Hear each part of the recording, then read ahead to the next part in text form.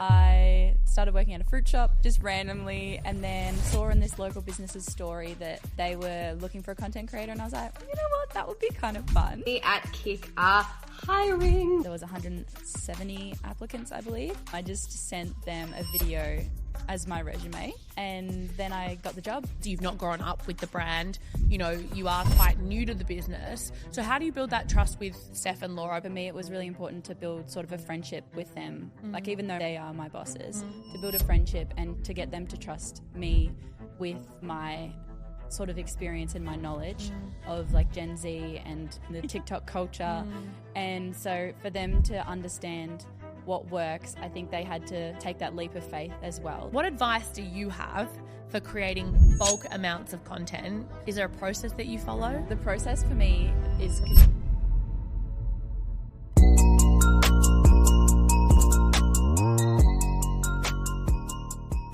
Alice, welcome to Top of Mind. I am so excited to talk to you, and I think, but not as excited as the rest of my team are, to pick your brain about all things content and all things Kick. Thank you so much for joining me today. Thanks for having me. I'm so happy to be here. I'm so excited to get into the world of content creation and specifically your role now at Kick. Now, you've grown the TikTok channel by 75% by bringing that brand personality to life and constantly creating, you know, content that just is relatable, it's funny, it's engaging.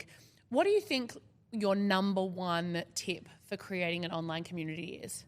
It's a very, very good question. And firstly, I wanted to say, like, it's not just been me behind the scenes, like, doing all the work. It's obviously the girls being so amazing, Steph and Laura, being like the best actresses that they can be. So it's a team effort, but yes, the 75% growth has been pretty epic. I think my number one tip would be stay authentic, stay real, and don't be afraid to like lean into what makes you unique. So for us, it's the thing that sets us apart is the fact that we are a business that takes such an intense stance on diet culture, and like our mission is to help people improve their relationship with wellness and themselves. And so for us to lean into our opinions on things and really push that opinion out into the world and take our stance, people really love what we do. And I think that's what makes us different, and that's what we've done to lean into it. And also just bring in the joy and the laughter of like being human and being real. Yeah.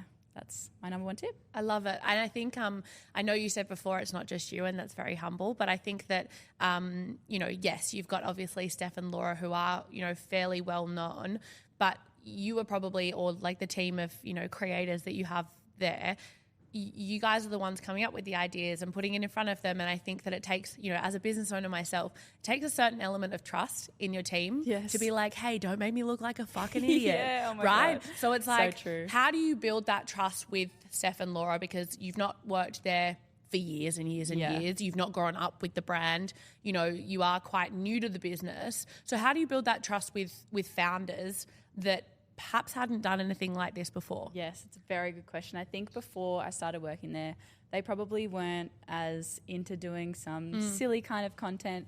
So when I first started just being like introducing myself and getting them knowing who I am. And for me, I think that that's really important, building a relationship outside of just creating the content. So for me, it was really important to build sort of a friendship with them. Like, even though they are my bosses, to build a friendship and to get them to trust me with my sort of experience and my knowledge of like Gen Z and the TikTok culture. And so for them to understand what works, I think they had to take that leap of faith as well. So I don't think it was me giving everything to them. They did have to be like, okay, let's just give it a go, try something new. So like, credit to them for just trusting me in that initial part. And then everything started to go really well. The views were coming in, and so I think that they were kind of like, okay, cool, we've taken a little step to silliness, to fun. All right, let's do another step. And since then it's sort of just been a little bit further and further and just occasionally pushing. It wasn't like 0 to 100 immediately. So I think that's how it's worked. Easing them into it. Right? Exactly. Like, I think also it's something we were just talking about before we started recording. It's like, you know, one of the things that I've been talking about a lot with my team and also our clients is that confidence follows action. Yeah. It doesn't come before you do the thing. Yeah. And I think that that's a really good example of that, where you know, tried stuff, you've had then the results of, you know, people engaging or following or liking it. And then you do it again and you just kind of rip and repeat, because then that action will build the confidence that comes from it. Exactly.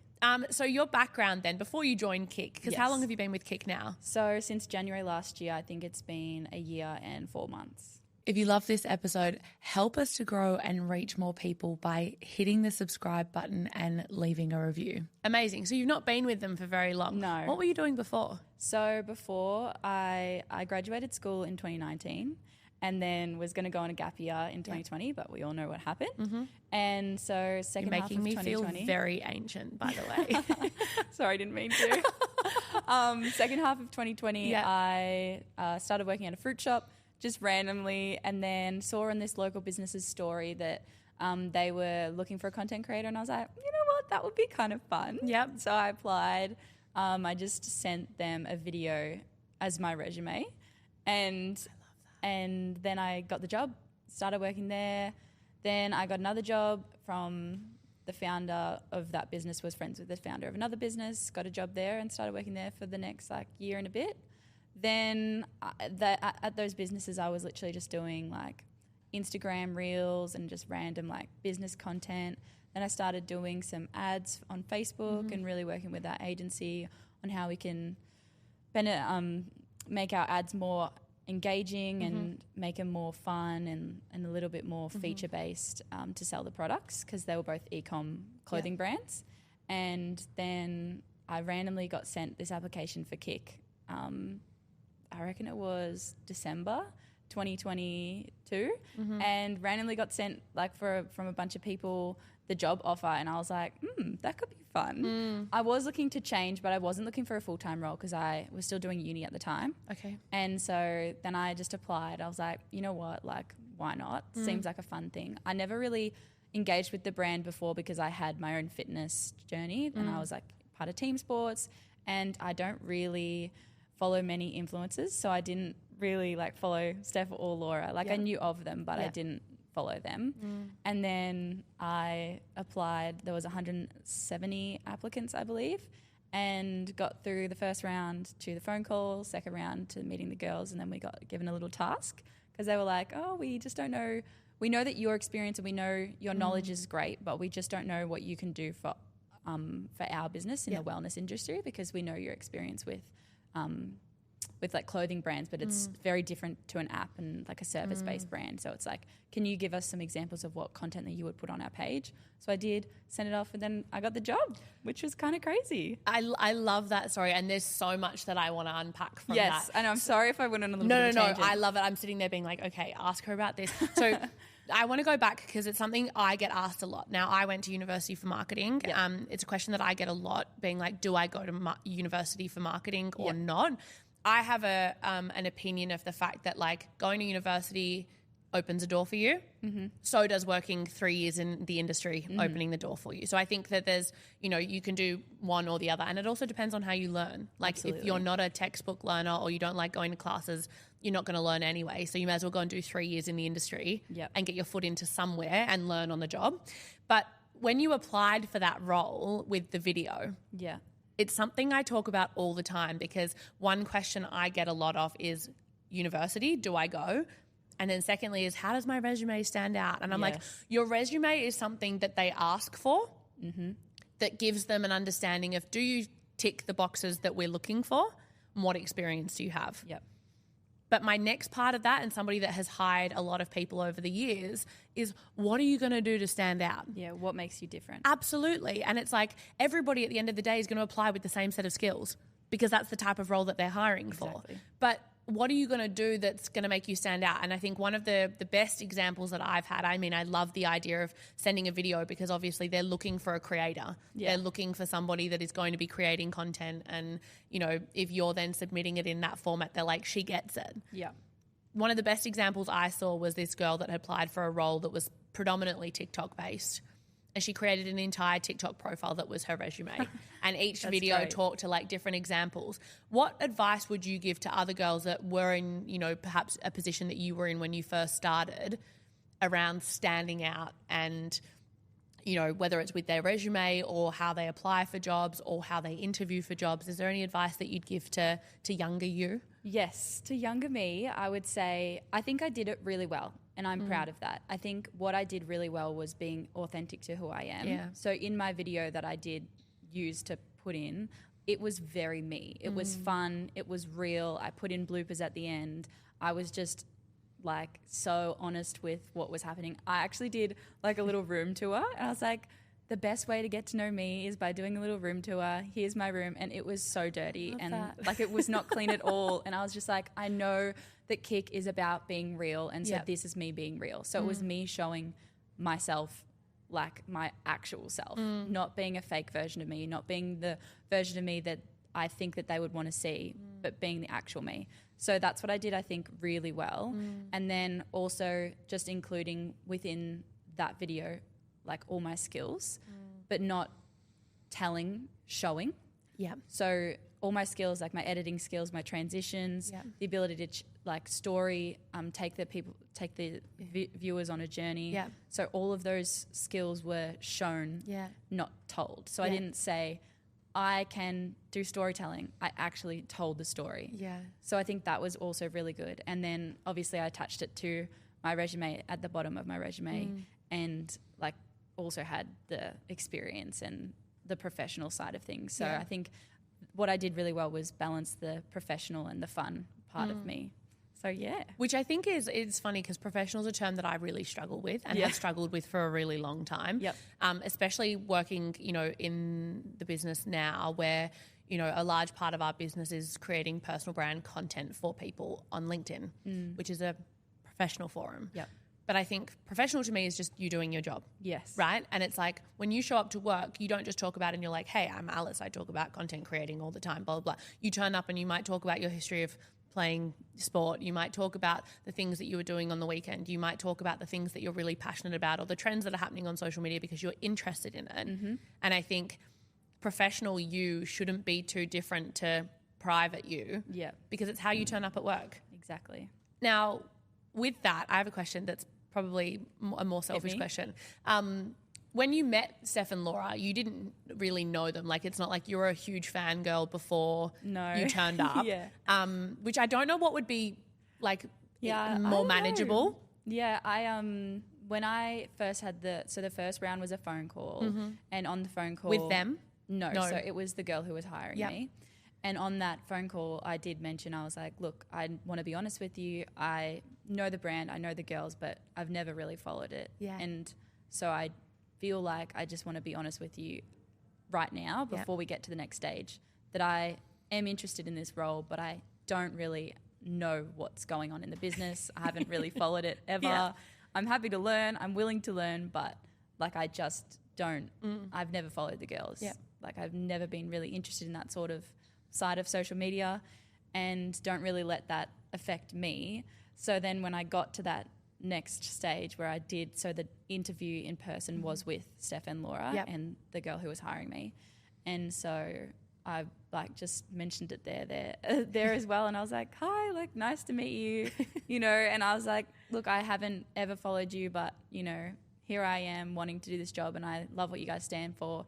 I've done my research and I think this is a business that would work for me. Yeah. And then I think sort of, I don't know who else applied, but I think from working there for a while now, it is important to just see them as normal people and not like as a fangirl because they do have like a lot of people who love them and that is so amazing. But for my role specifically, I have to tell them when they're not doing a good job and when they need to refilm something. Yep. So I think it is important for me to be able to feel comfortable telling them to redo something, to make it better, to change this, to do that. And I think it was good that I didn't come from a super like anxious position where I was like, I want to impress them. I want to make everything perfect. Like that just came from me being an employee, not a fan of them. Yeah, I love that. And what were your first impressions of them? That's a good question. I don't know. I feel like they were really nice. I feel like what you see online is genuinely what you get in person. And I don't know how else to explain it because like so many people ask that question, what are they like in person? What are they like in real life? But it's honestly whatever you see, you get. Yeah. So, I love that. Yeah. What's on the tin, you know, like they say what they do on the tin. I think it's like, it's a really nice thing. I think, especially having worked in businesses that, you know, you meet the founders and they're like, you know, we're all about people and we care about people. And then you spend 2 weeks in that business and you're like, no, you're not. You lied to me. And I think it's really nice to get into a business, and it's quite evident that, you know, you didn't need to be a fan of the girls or the business, but your values intrinsically aligned. Yeah. And, you know, how important is it? I mean, you're still quite young, but how important is it going into a workplace where the values are the same, you know, and you share similar values? You don't have to have everything in common. You don't have to have followed them or be their number one, you know, hype girl. But how important is it to have those values align? I know this is like, I reckon it's probably my 4th proper job, which is kind of crazy that I've landed this position. It's like pretty cool. But I think from my previous experience, which I acknowledge is quite little compared to other people, I do think that from now on, I would really focus on being in businesses that I do align with their values, because what I've seen from my work is that I'm so much more passionate about what I do. I enjoy what I do when I go to work. It does feel like work sometimes, but most of the time I'm very lucky where it is something that I'm like really passionate about doing and improving, and like empowering women is such an important thing for me, because I know sometimes in my life there are women in my life who feel maybe less than. And so for me to realize that the work that I'm doing is improving that every single day, it's pretty amazing. It's a win-win. I think it's a really nice place to find yourself in. It's something that I feel really lucky to be doing as well. Like I get up every morning and I'm like, yeah, there are parts of my job that I'm like, you do have those things where you have to do the things that you're like, hey, I'm not as passionate about this, but I think it's really nice to be in a place that you're like, I love what I do. I like where I am. Like getting up and being able to do this every single day is exciting. Now, you mentioned before, just before we move on to the next couple of questions, but you mentioned before about, you know, learning about TikTok ads and ads on Facebook and things like that, and figuring out the best way to kind of get the results that you're looking for. If people are running ads on social media, what are 3 pieces of advice that you can give them that you're like, hey, like your content needs to do X, Y, and Z? Or do you have like a set of non-negotiables when you're coming up with contents for ads in particular that you're like, hey, it needs to do X, Y, and Z? So firstly, I think it depends what business you are, what product you're selling. I think when I used to work at an e-com brand, we had physical products, fashion. I think for us, the best things that worked were trying on the clothes on real people, and real people having conversations about what they're feeling like in the clothes. And we did really, at my old business, we focused on the feeling and what the features were and how it improved, how it improved someone's life if they bought that product. And it also, I think it's just like the fact that there's people on the other side of the screen. So we talk about like UGC, and now there's like EGC. Employee generated content, just in case anyone doesn't know. And those playing at home. Yeah. And I think it's really important for people to connect with other people, to buy from like a person rather than a business. And so I think that's like the number one thing, having a person in the thing, in like the ad. Then, so that's number one. Okay, number 2, you really put me on the spot here. Sorry. Number 2, I think features. Like what makes your product unique? And why should people buy it? And then number 3, I think just being, again, I'm going to like say this until my voice runs out, authentic and adding value to someone's life. Like, is it engaging is it entertaining? Is it educational? Or is it like emotional? That's my 3 things that I'm really focusing on at the moment. The 3 E's I like to remember. Oh, I love that. And so that's probably my 3rd thing. Like, what value is it adding to someone's life? Because they're going to be seeing it through an ad. But like, how can that person stay, and why should they watch the rest of it? What value are they getting? Oh, one more, 4th one. We love this. The bonus. First 3 seconds. Yeah, bonus one. The first 3 seconds is the most important thing in any kind of content that you're creating, especially an ad. Because an ad is so obvious most of the time to people watching, consuming, that they will scroll. So what are you going to do in that first 1, 2, 3 seconds to make them stop scrolling? I love it. I love that advice because I think, I mean, it's something that we look at all the time, you know, when we look at businesses that we're working with. There's a huge amount of content out there that's just like text on a page and you're like, I'm bored.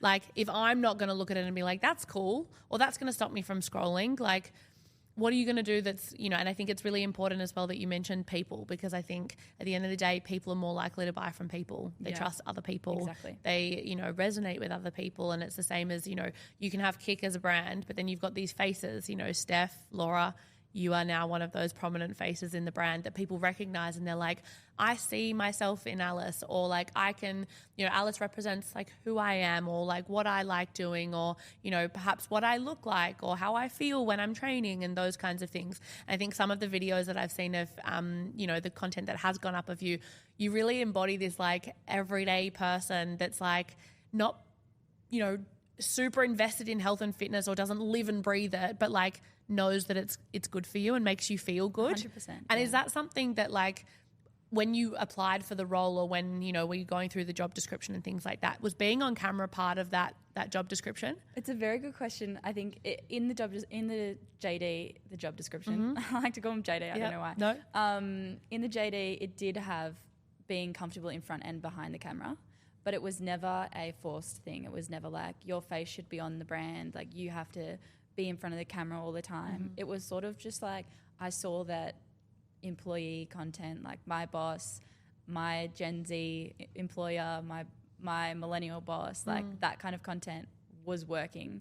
So I started doing that content. Yep. And then I had literally no idea where it would take me. Like I genuinely went back, we flashed back a year, was probably the first few times. Like, yes, I did a few, like maybe one or two a week, I put my face on them. But it sort of started like this time last year where I was like fully getting in them and fully being like my millennial bosses, blah, blah, blah, you know, like that. And that kind of content people really resonated with because it was humorous, it was fun, they could relate.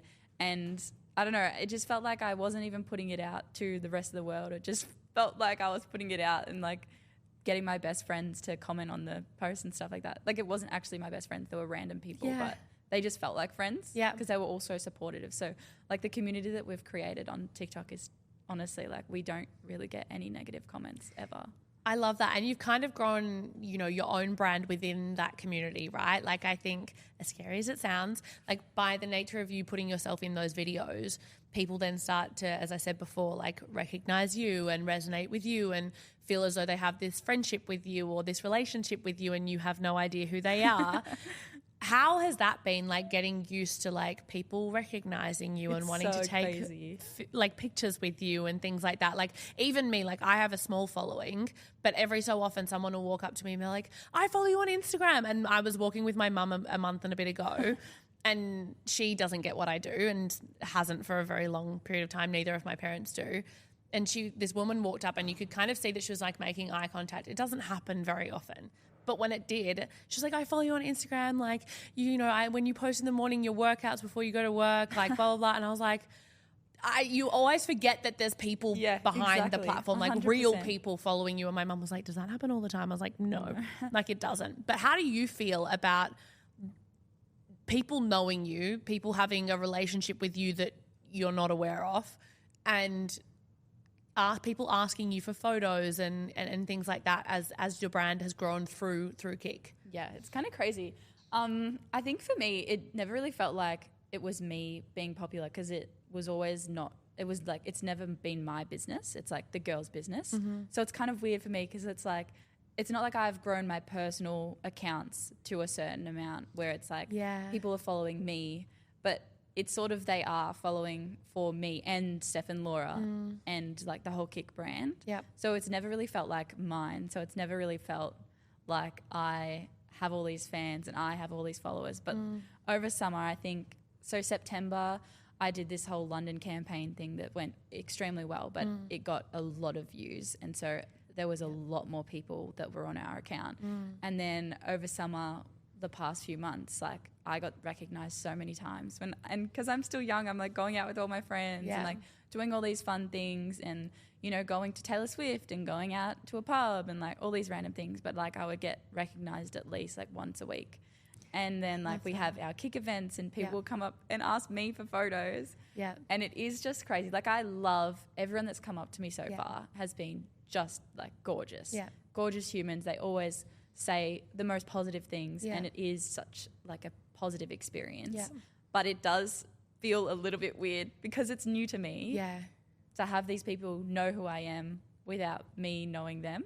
Yeah. So I always am like, what's your name? Like, Yeah. blah, blah, blah. Try to get to know them because then it feels more real. Yeah. But I don't know. It's new to me. So it's a little bit weird. Yeah. I feel like the first time it happened, like over summer, I asked the girls, I was like, guys, you need to give me some media training. I don't know what to say in these situations. Like, what do you do? So, no, it was good. They're really supportive. So it's really nice. I love that. And I mean, it comes back to your thing that you said originally is like authenticity, right? Like you have grown this brand or persona of yourself, but just being yourself. And I think there's nothing more special than that because you don't have to pretend to be somebody that you're not when you do meet these people in real life. It's like, I don't have to put on a fake personality. No, absolutely. Absolutely. And I think that's one of the biggest compliments I've ever received. And you may have as well is like, oh my gosh, you're exactly who you are online as you are in real life. And I think there's nothing more complimentary than someone's like, oh, when I follow you, I have this image of you in my head, but then when I meet you, you're an asshole. Versus, no, you're exactly who you say you are 100%. online. And I think that's such an important thing for anyone that is looking at growing a brand or a business or their own personal brand online is being who you are in real life online and vice versa. Now, you mentioned before around you haven't really grown your own social channels or, you don't have a huge following on your own social channels. It's kind of you've grown this brand through the Kick brand. Yeah. How do you feel about creating content for yourself personally? Because I know like my team that create content all day, every day for not only our business, but then also our clients' businesses. They're editing reels, they're writing captions, they're taking photos out on shoots and things like that. There are times that they're just like, I couldn't think of anything worse than posting my own content on my own page. How do you feel about your own content? I don't know. I think that at this point in my life, I don't want to do my own content. I think I have so much going on in my personal life, like just with friends and uni and work and like just relationships and everything like that. I feel like I want my time outside of work to just be so present and not have to think about, oh, I could take a photo of this meal. I just want to be present in eating with my friends and stuff like that. And so for me, it's not a priority at the moment to build my personal channels. And like my Instagram's on private. Like I have one singular TikTok up on my TikTok page. Like I don't have an interest at this point in my life. I'm not saying I would never do it, but I just think at this point in my life, it's not something that I really want to do. I love that because I think there's such a big misconception with people that, are in your field of work that are like, that's all they do is they just create content all the time. And I think, even when I'm out with my friends, people are like, well, you take the picture because like this is what you do all the time, or like, or like, that happens so often. or like there's the food flat lay of like all the food that we've ordered, and everyone's like, it's all right, Hayley's going to take a photo and she'll like post it and tag us all in it. Yeah. And I think there's this huge misconception, like when I first started building my brand online through Instagram, I was sharing a huge part of my life, and I feel like that's how I grew my relationship with my community.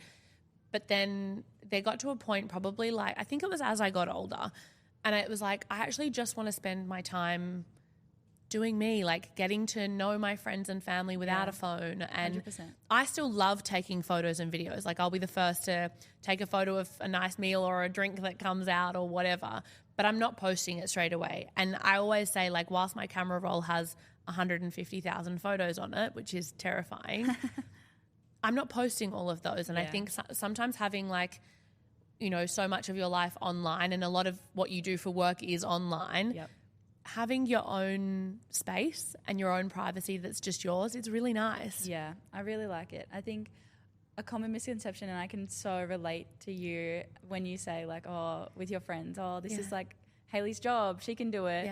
Like I get that a lot when I'm with my friends. It's like, oh, Alice, take the photo, like you know the angles, you know the lighting, like where should we stand? And I'm like, I'm off duty, guys, I'm off duty. No, I like it. I love my friends and they're so supportive, but I think sometimes I want to just switch off and I love that I can do that with them. Yeah. Like my friends are really awesome at that. And I think some of my friends who, I feel like it's not like my immediate friends, it's like the friends like one layer away. They're like, oh, she'll just be like taking photos the whole time, or like whatever we see online is like everything that we get from her. But I think that you don't really know, because like there's so many photos on my camera roll. Like I love creating content and I love documenting my life, but I think not everything needs to be shared. Yeah. And yeah, I'm pretty selective with what I do share outside of work. Hey guys, if you are listening on Spotify, do not forget to give us a 5-star rating. It will help us to reach more people. I love that. I think it leads me to the thought that I had before as well, is that, Laura, who works for me, she, applied for the social media account manager role. And one of the things that drew me to her application was the fact that she was so present on socials. Like she was creating content on TikTok herself. She was creating content on Instagram. And I was like, well, she gets it because she's spending time on the platform. So for someone that doesn't have a brand outside of that, like where did you learn those skills? Because if you're not constantly sharing stuff on your own platforms, how did you develop those skills? But then B, if I am looking at hiring someone for social media, perhaps they're my own biases, right? Like I immediately go, okay, well, what are you doing for your own brand? So what advice would you give someone like me that looks at someone and goes, can you do social media? Oh, you don't have your own social media presence. Therefore, it doesn't necessarily equate that they don't get it, because it's very evident with the fact that you get it and you know what's going on. So first part of that question, I suppose, is how did you learn your skills if you're not doing it for yourself? Yeah. And then secondly is, what advice would you give to business owners that are looking to hire somebody for content creation if they're not looking at their own content creation or their own personal content creation? Okay, first one. The first question was, how do you learn your skills, or how do you hone in your skills? I remember. Let's just do one at a time. Okay. First one, how did I learn my skills? Yeah. In year 12, when TikTok first became like a little bit of a thing, and it was embarrassing to have it. Yeah. I think 2019 was when I was like really early on it, and on my free periods, I would just like make TikToks with my friends. It was so fun. Before parties, we would do like transitions, and every single time we were like getting ready together. Everyone would be like, okay, Alice, what TikToks are we doing tonight? Like, what are we doing? And everyone was really enjoying it. And it was such a fun time for us to like get together and learn a dance. Or this is when it was like a full dance platform. Charli D'Amelio hadn't even existed at this point. Like it was early. And so that was really fun. And I really loved creating content then with my friends and like learning the TikTok platform, what was trending, but we didn't post anything. Everything went to drafts or just posted to private. We did not post one of them. Okay. Firstly, we were like slightly embarrassed because, teenagers. But I never really wanted to post any of them. But that's how I learned to use TikTok a lot, was just with my personal profile. And then like throughout 2020, I was TikToking but posting everything to private. Because I didn't want to put it out. I don't know why specifically, but like even still now, I think that a lot of the things that I want to do outside of work, I just want to keep it private. So that was just it's not like I'm embarrassed for people to see that. No. Because I'm a pretty confident person and like I do that with my normal life, but I just don't want to share every part of my life.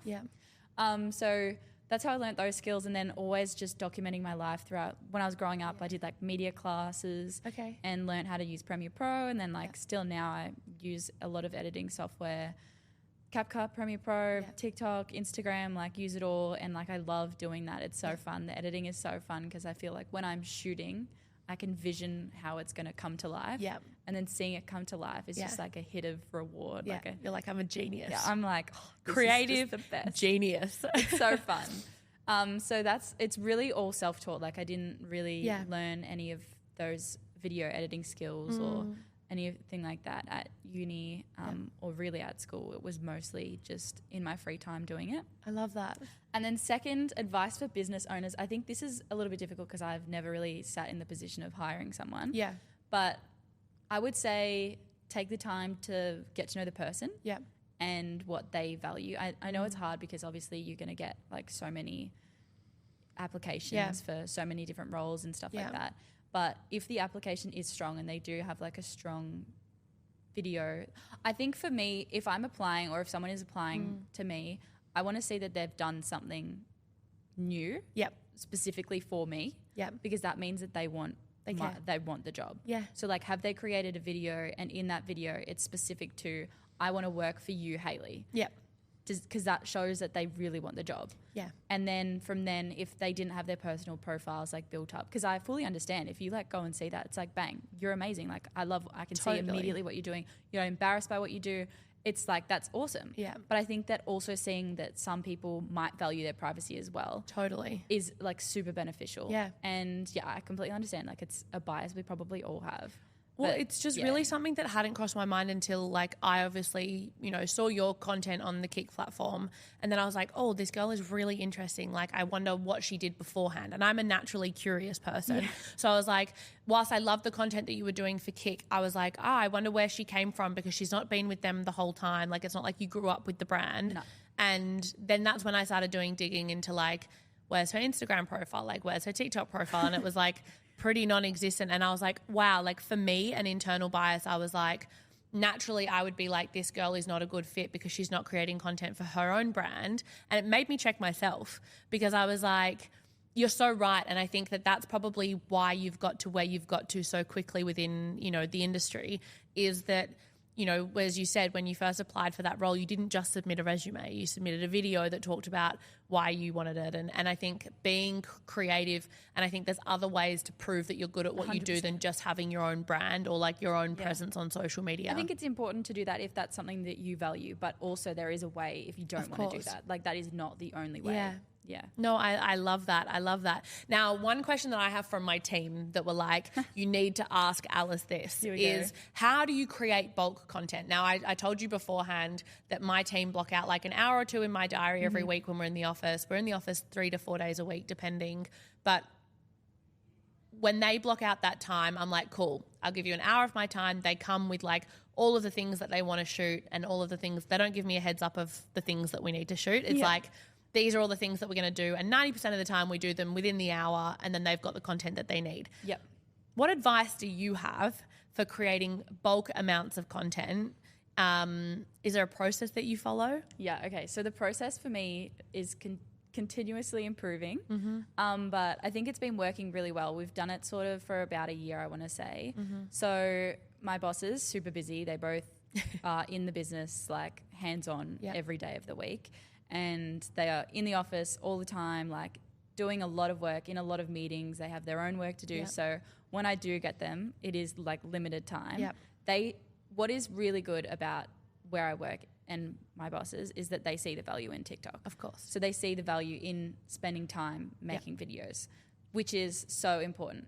I think over the past year, they've seen the value like that it can bring. So that's been really good. But since the beginning, they have seen the value, which is awesome. Then what we do, the process for me is that like over a week's period, I'll like jump on TikTok, find some trends, find what I think will work for us this week. I think it's been really good lately that we've been turning around the trending content really quickly. Which means that obviously it can perform better. But so what we'll do is I'll create a list of things that I've seen or that maybe some people have sent me, like in my friends' chats, like, oh my gosh, someone sent this, and I'm like, oh my God, we could use that for Kik. Because I think what's so important is that everyone has a different For You page. Like I'm speaking specifically for TikTok here. Everyone's page is so different. And it's like, what can we do and how can we translate that for Kik? So I'll write a list and then we'll get to Thursday, which is our working from home day. Steph and Laura and I will be in the office. Usually it's just us. Sometimes there's other people that have come in. But this is our TikTok day. So we spend 1 hour on a Thursday, lucky to get the time, 1 hour on a Thursday, and we just smash through everything in the list that's possible. Usually I'll make a list that's too long for the hour, but we have to cap it at the hour. Because in case we get something done really quickly, we always have more to do. And I think that that's worked really well. But what has has been growing over time is the ability for me to direct and them to perform. That has been this time last year, or like when I started, we weren't really amazing together because I was seeing a vision and I wasn't being able to articulate it as amazingly. I think for me, I'm like a show, don't tell person. Yeah. So for me, it was always like, okay, do it like this. And I would do it physically, which helped so much. So from the start, like working together, obviously we were still getting to know each other. I think we clicked pretty quickly, which was epic.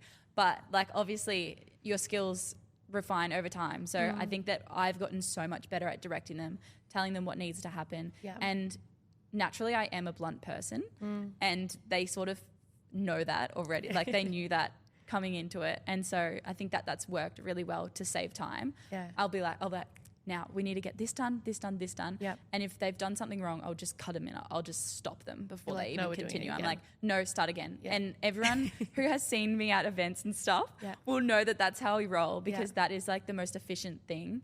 And sometimes outside people might be like, oh, wow, she's like really bossy, or like, you know, she's like a bit strict or whatever. But that's just how we have to get things done, because we have a short amount of time to get like things done. And so we have to like snap, do it. But what I think that has improved so much is that their ability to perform. Like they have been in the industry, the socials game for a very long time, way longer than I have. And so for me to acknowledge that, obviously, that they have a lot of experience was super important, because coming in, I didn't want to be like, oh my God, okay, do this. Acknowledging their ideas as well, because if they have an idea, I'll be like, yes, that's great. Let's do that as well. So I think it's not just me coming from, I know everything. No. It's always acknowledging, okay, if you have an idea, like if you have a way we can do this better, let me know. But generally it is like me directing them and then performing. And it is a performance. It's not a like, be you, blah, blah, blah. It's a performance. You're putting on a show, you're entertaining. So I think that part has been really good as well. So yeah, we have 1 hour to bulk create and then obviously I'll go back and edit it. But always come with a plan. And then usually I'll have in like an order of importance. Yeah. Like, okay, we need to do this content, then this content's second priority. Yeah. And so we smash through it. Look, and I think that there's something to be said as well about managing up. I think, you know, as before I owned my business, I worked for other people. And I think that so many people talk about like a top-down approach of like, you're the boss or you're the leader and like you're supposed to direct down. But no one talks about managing up, and no one talks about you're employed to do this job. It's your obligation to go, actually, this is what's going to help me do my job the best. I need you to do X, Y, and Z. And it's not bossy. I think bossy isn't it comes with females with a lot of negative connotations. It's so true. And I fucking hate it and can do an entire episode on the fact that we, you know, use certain words to describe females that we wouldn't have the same connotations with males. Yeah. I could go on a tangent, but I won't. And I think that there's something to be said, you know, as an employee, like managing up is such an important skill to master, because it's not you sitting there being like, I know better than you. It's you saying, hey, you've hired me for this job.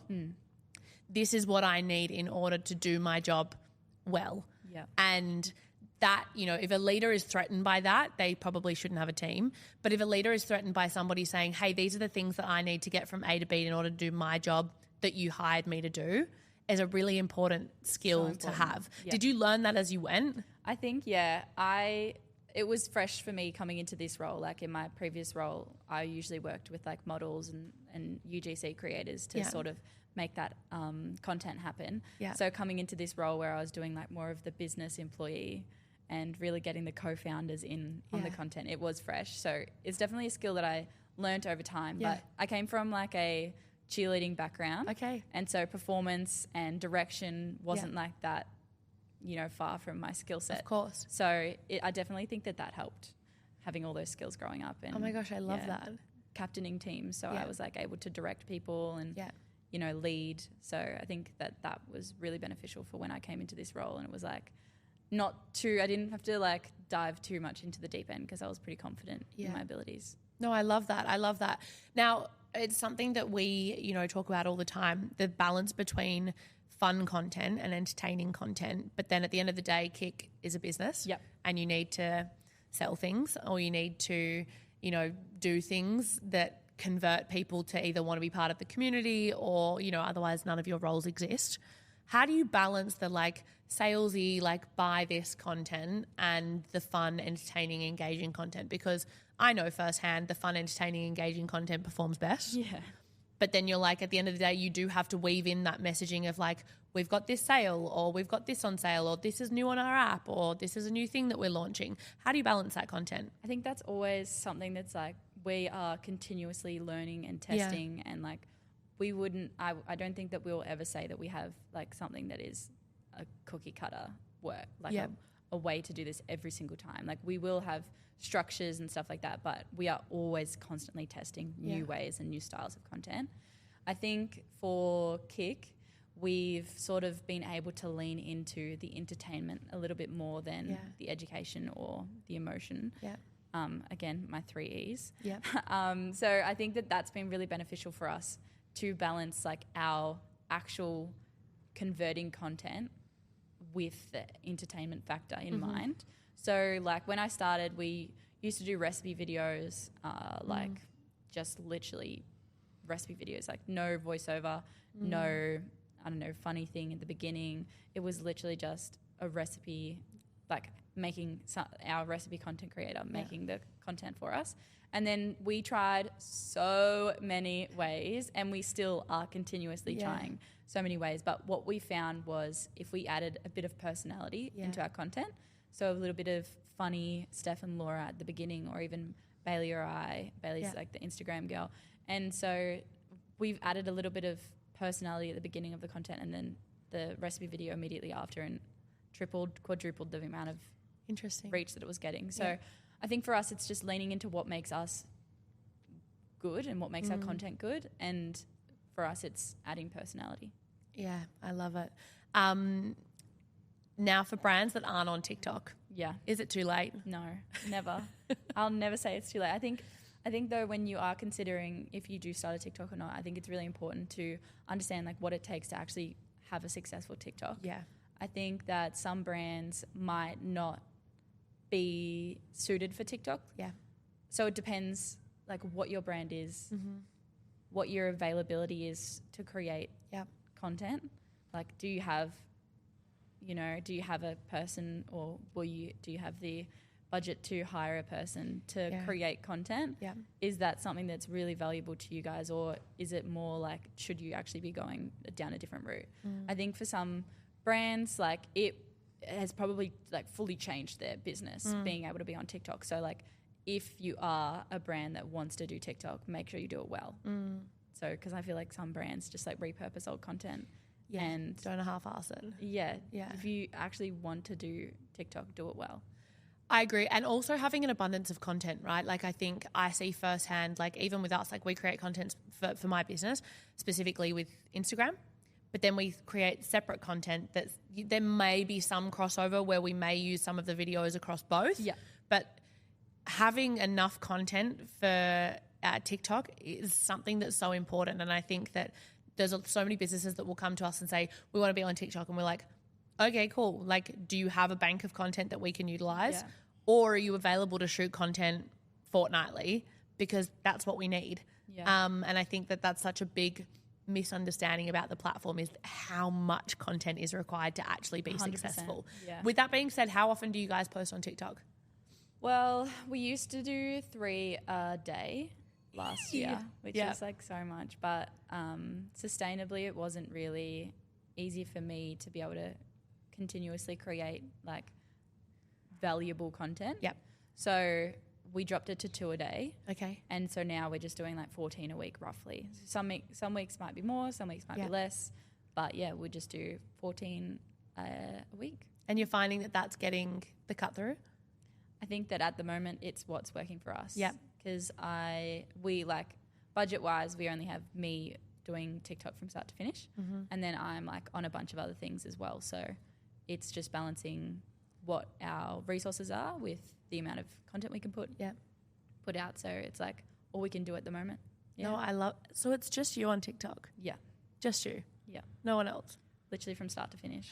Every content, all the engagement. yeah, everything. I love that. Yeah. Go girl. Thanks. Killing it. Now, what do you, as someone that lives and breathes TikTok, like you are posting 14 videos a week, Yeah. you are creating this content from scratch, you're seeing what's trending, you're obviously spending a lot of time on the platform. I mean, a joke that I have with my social team is that I go to the meetings so that you can spend all day on TikTok, right? Like that's how this relationship works. They're always like, another meeting. And I'm like, yeah. I go to the meetings so you can do social. Like that's how this relationship works. I need to provide for this family and you guys do the social. I'm the breadwinner. Absolutely. What is one thing that you think is going to pop off on TikTok? Like what is one thing that you think is going to take off in the next kind of few months or 6 months or 12 months? What do you think is a trend that you're seeing having spent so much time on the platform? Is this for brands or anyone? Anybody. I think for brands, what I'm seeing a lot of, which like people have really leaned into lately, is EGC. Yeah. Employee generated content. Putting the faces behind the brand, getting to know the people who are working on the business that you're buying from. Yeah. And building that trust between the business and the consumer. I think that's been really, really like leveling up. Like I've been seeing so many more. Yeah. And then also, which is what I sort of did last year, is like the boss employee deals or pitches, presentations. They've been like popping off as well. Yeah. It's sort of getting a little bit saturated, and I think it's really important to like not continuously do that and not rely on that as your big thing, but it does work if you do it well. Yeah, I think one of the things I notice or I see when I do spend time on the platform is it's really obvious to see the content that's created authentically and the content that's not. Like I know that there was a trend of like recording Zooms and like conversation that went on there, and it was like really obvious the conversations that were like just put on to, you know, for show to just get views versus the conversations that were genuinely recorded without somebody knowing. What advice would you say, like if you see a brand, so for example, if I'm a brand and I'm like, oh wow, this trend is popping off at the moment where, you know, they record a conversation and it either gets really controversial or they offer them something that then the TikTok following or the community help them do, like what's the best way to tackle that authentically? Yeah, I think it's a tough one.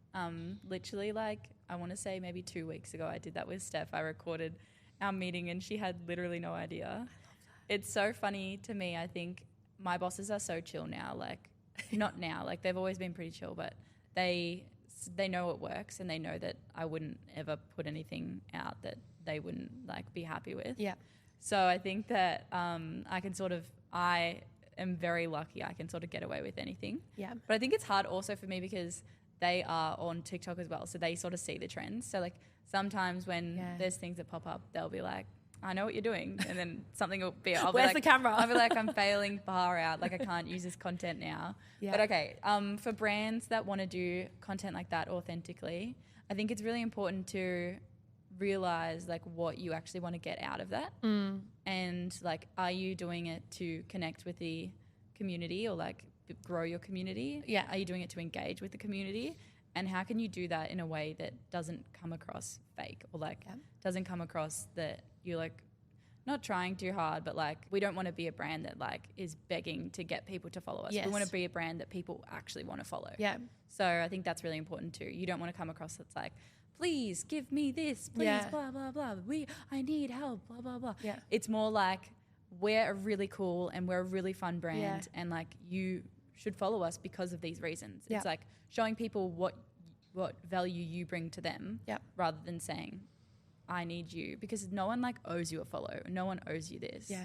So, and I also think the biggest like misconception on social media is that like people care. Like I think one of the biggest things is like, people don't care a lot about you. Like if they enjoy your content, they'll engage with it. If they don't, they'll keep scrolling. Yeah. And it's like you've got to stop thinking that people, you know, especially when you're building your personal brand, like overthinking content. It's just like, just put it out there. Yeah. Like create it, learn from it, keep going. Exactly. Throw shit at the wall until it sticks. I love that. I love that. Now, the last kind of question I have before we kind of go into our quick fire questions is one that I have, and it's more around trust. And I think it's really evident that, you know, Steph and Laura trust you. I think trust is imperative when it comes to hiring people to create content for them or for their brands.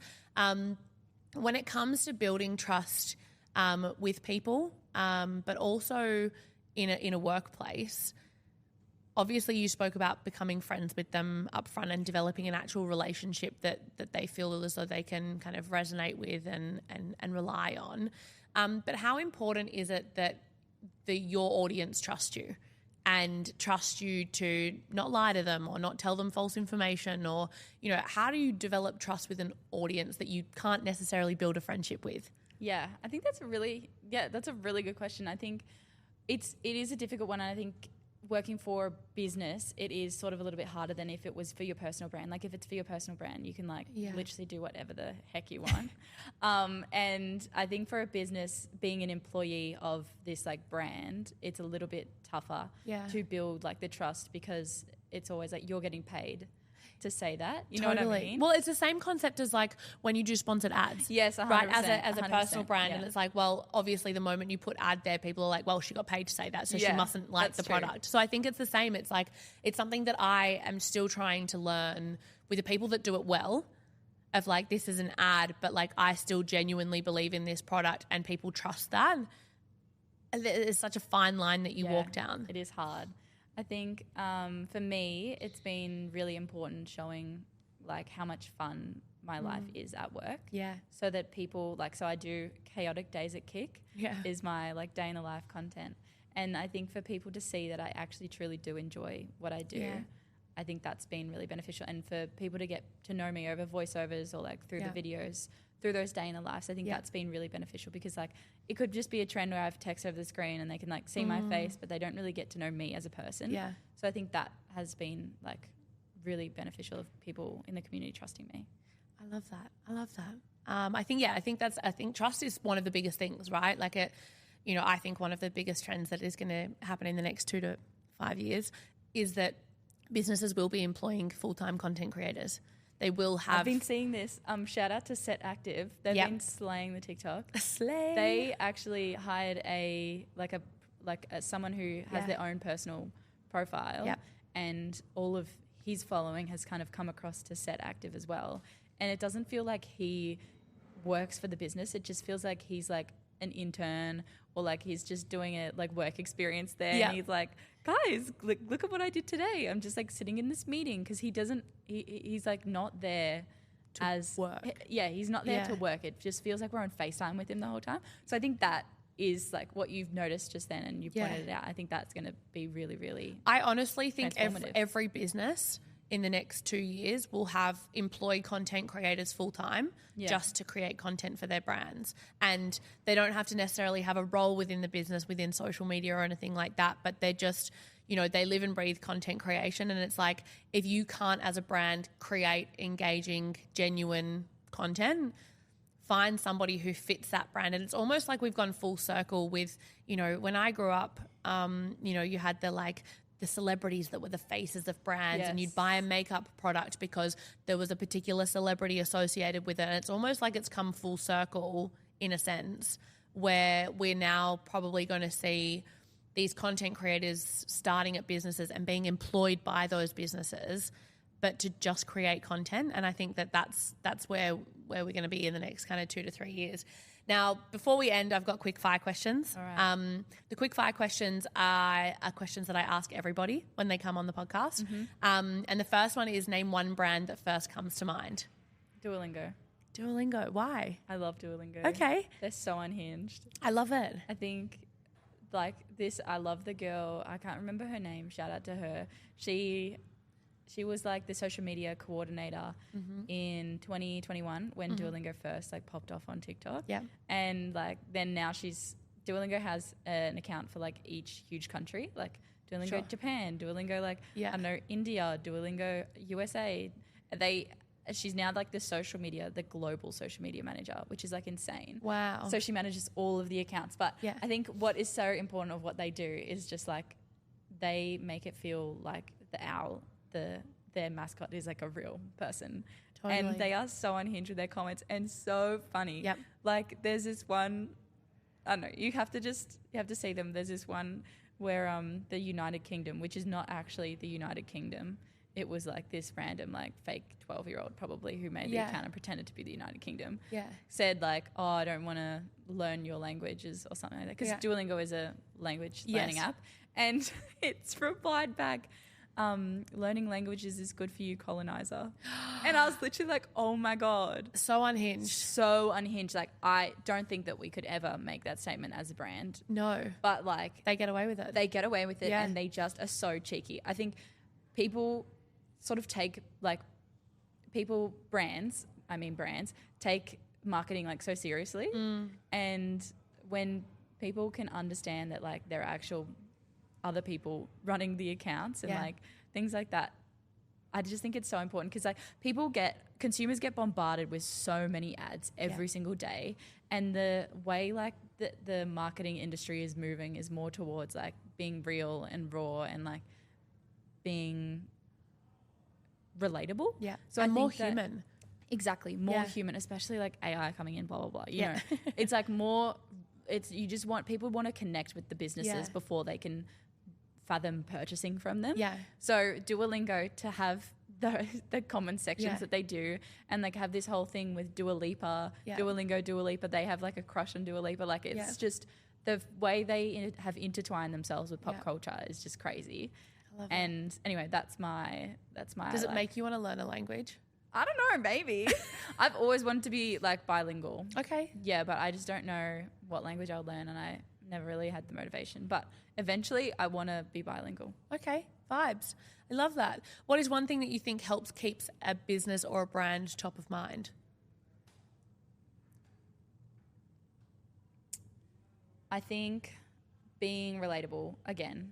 This is like, okay, so for us at Kick, people aren't always in the buying mindset. Like they might not be at a stage in their life where they need us, but for us to be relatable and to be funny and for people to connect with us, they still follow us. Like the amount of people that are like, oh, I've come back now, or like I didn't need it and now I'm back, or like I loved it and now I don't need it anymore because you've like given me the foundation and now I can go off and do whatever I want. Yeah. That is so important for us to be the top of mind when people are ready to purchase our product.